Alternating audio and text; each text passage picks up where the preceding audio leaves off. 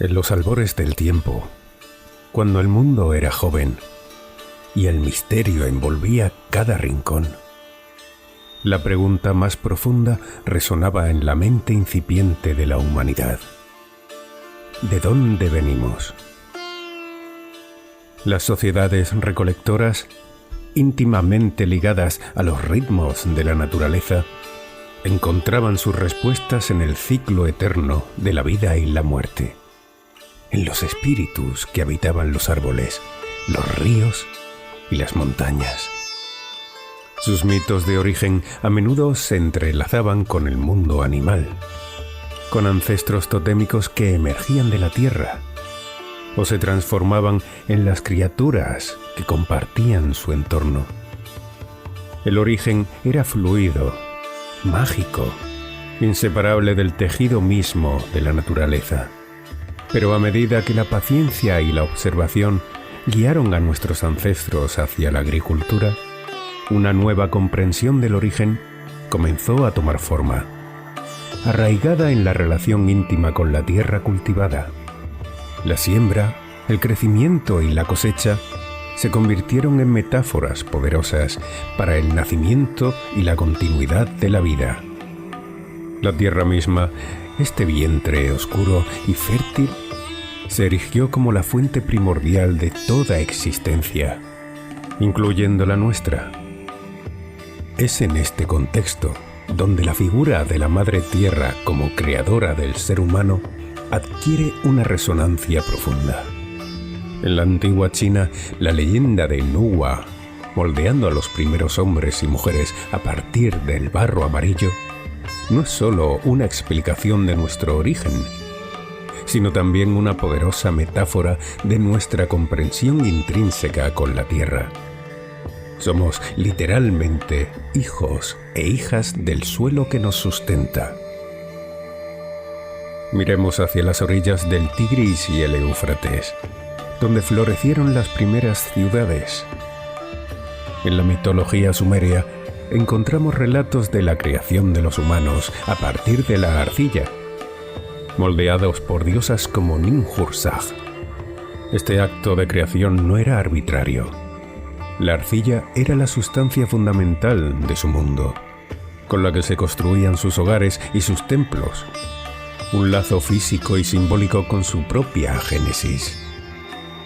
En el corazón de África, diversas tradiciones ancestrales narran cómo los primeros humanos emergieron de la tierra misma, de cuevas sagradas o del vientre de una madre tierra primordial. Estas historias enfatizan una conexión espiritual profunda con el lugar de origen, un vínculo que perdura a través de las generaciones. La tierra no es solo un recurso, es la matriz de la que nacimos. Incluso en la tradición judeocristiana, la creación de Adán a partir del polvo de la tierra resuena con esta antigua idea. Aunque la creación es atribuida a un Dios trascendente, el material de origen sigue siendo la tierra, un recordatorio de nuestra naturaleza terrenal y nuestra dependencia del planeta que habitamos. La pregunta sobre nuestro origen ha impulsado la imaginación humana durante milenios. Desde las narrativas fluidas de las sociedades recolectoras hasta las elaboradas cosmogonías de las civilizaciones agrarias, la Tierra ha desempeñado un papel central en estas explicaciones. La Madre Tierra, como arquetipo creador, encarna la fertilidad, la nutrición y el misterio del nacimiento. Su historia es, en última instancia, la historia de nuestra propia conexión profunda y duradera con el planeta que nos dio origen. Estas narrativas ancestrales no son solo cuentos del pasado, son ecos de una verdad fundamental. Somos parte de la Tierra, moldeados por ella y dependientes de su generosidad. Al escuchar estas historias de origen, recordamos nuestra humilde génesis y la responsabilidad que tenemos hacia la Madre Tierra, la fuente primordial de nuestra existencia. En un mundo moderno que a menudo nos distancia de nuestros orígenes, Estas antiguas mitologías nos invitan a reconectar con la tierra, a recordar que somos parte de un tapiz de vida intrínsecamente tejido, donde la tierra es tanto nuestro hogar como nuestra madre ancestral. La antropología de la religión no busca la veracidad literal de estos relatos, sino que se enfoca en su profundo significado cultural, social y psicológico. Estas narrativas de origen cumplen funciones cruciales en las sociedades humanas. Una de las funciones principales es la del mito de fundación y legitimación social. Estas historias establecen un origen común, reforzando los lazos de parentesco y la identidad grupal. Pensemos en Adán y Eva en las tradiciones judeocristiana e islámica. Su historia no solo explica el origen de toda la humanidad a partir de una sola pareja, sino que también ha sido utilizada históricamente para legitimar ciertas estructuras sociales y roles de género. De manera similar, en la mitología inca, Manco Cápac y Mama Oxlo, enviados por el dios Sol, no solo son los primeros padres, sino también los fundadores de la civilización inca, legitimando así el linaje real y el orden social establecido. Otro aspecto clave es el simbolismo de la dualidad y la complementariedad. La presencia de un hombre y una mujer en el origen a menudo refleja la dualidad que observamos en el universo. Tomemos el ejemplo de Fuxi y Nuwa en la mitología china, representados con cuerpos entrelazados. Simbolizan la armonía y la interdependencia de las fuerzas primordiales necesarias para la creación. Su papel no se limita a la procreación, también se les atribuye la invención de aspectos fundamentales de la civilización, destacando la complementariedad de sus contribuciones. Incluso en la mitología egipcia, aunque Geb la tierra y Nut el cielo no son los progenitores directos de la humanidad en la mayoría de los relatos, su separación marca el inicio del mundo, tal como se conoce, representando la dualidad cósmica fundamental de la que emerge la vida. Muchas de estas narrativas también abordan el origen de la sexualidad y la reproducción, sirviendo como modelo y justificación para las normas familiares y matrimoniales. La forma en que Adán y Eva procrean después de ser expulsados del Edén, por ejemplo, establece un patrón para la continuidad de la vida. En el hinduismo, la unión de Manu y Satarupa después del gran diluvio no solo repuebla la tierra, sino que también establece el linaje de la humanidad. Desde una perspectiva más psicológica, la figura de la pareja primordial puede resonar con el arquetipo junguiano del ánima y el animus, representando la búsqueda de la totalidad y la integración de la personalidad.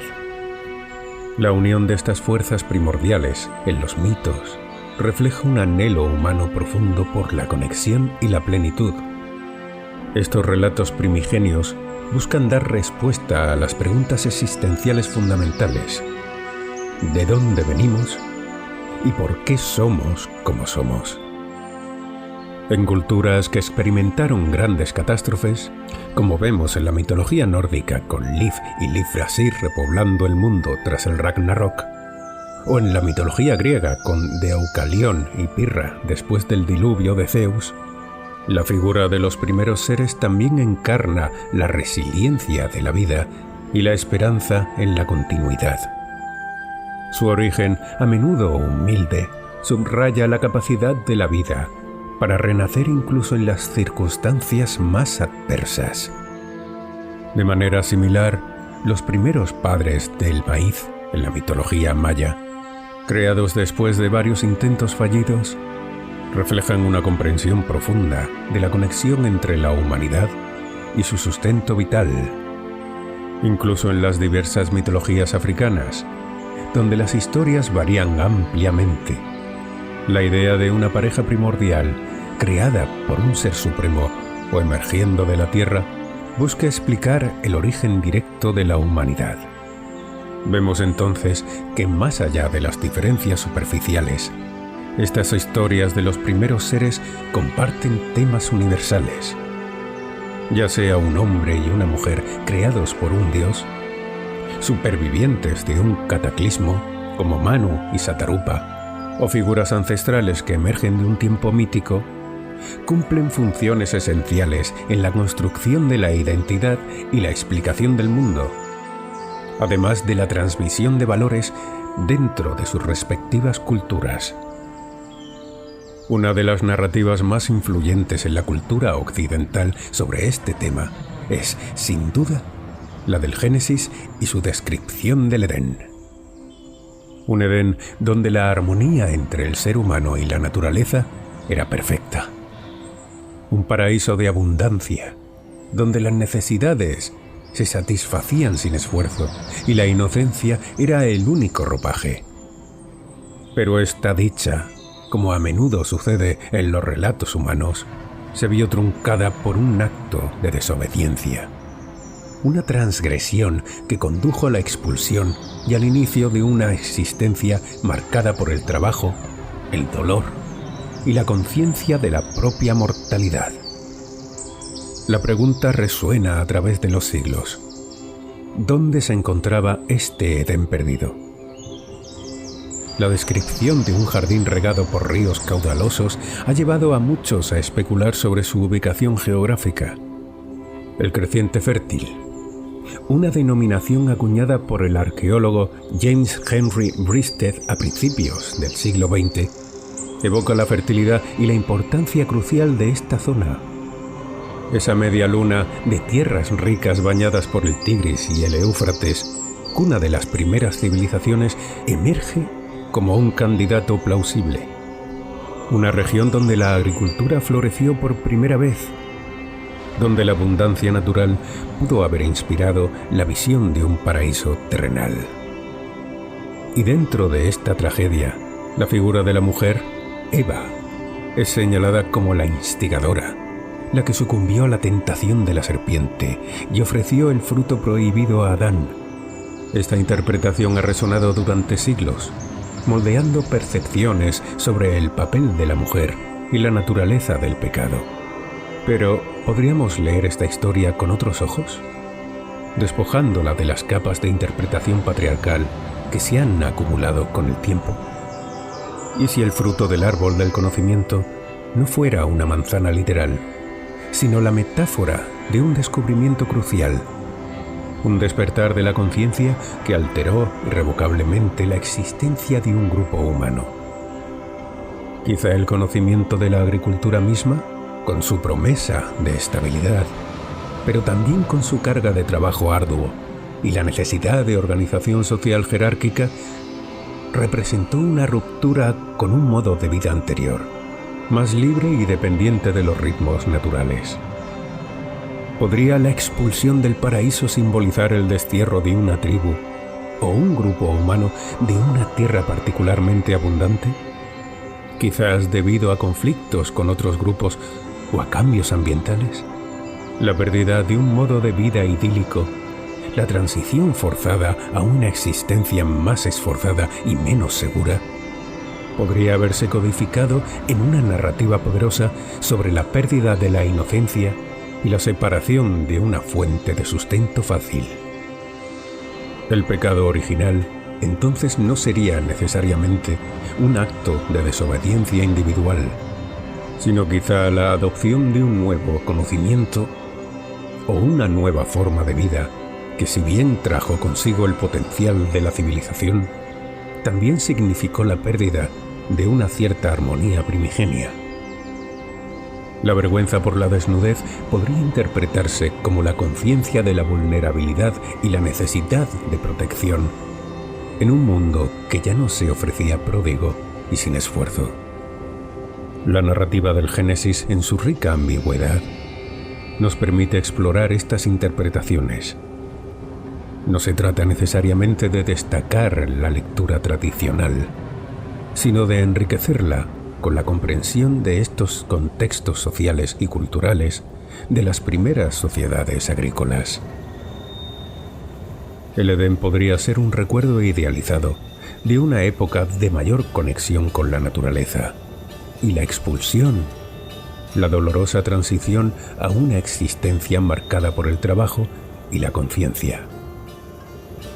Al reflexionar sobre esta antigua historia, podemos encontrar ecos de las grandes transformaciones que ha experimentado la humanidad. El paso de la recolección a la agricultura fue un punto de inflexión, un despertar que trajo consigo tanto promesas como desafíos. La pérdida del paraíso, en ese sentido, no es un evento singular en un pasado remoto, sino un arquetipo de las pérdidas y las ganancias inherentes al progreso y al conocimiento. Al contemplar el Tigris y el Éufrates, cuna de la civilización, podemos imaginar un tiempo de abundancia que pudo haber inspirado el sueño del Edén. Y al considerar la figura de Eva y el árbol del conocimiento, podemos preguntarnos si la verdadera caída no fue un acto de desobediencia, sino el inevitable paso hacia una nueva forma de ser, marcada por la conciencia, el trabajo y la eterna búsqueda de un paraíso perdido en la memoria colectiva.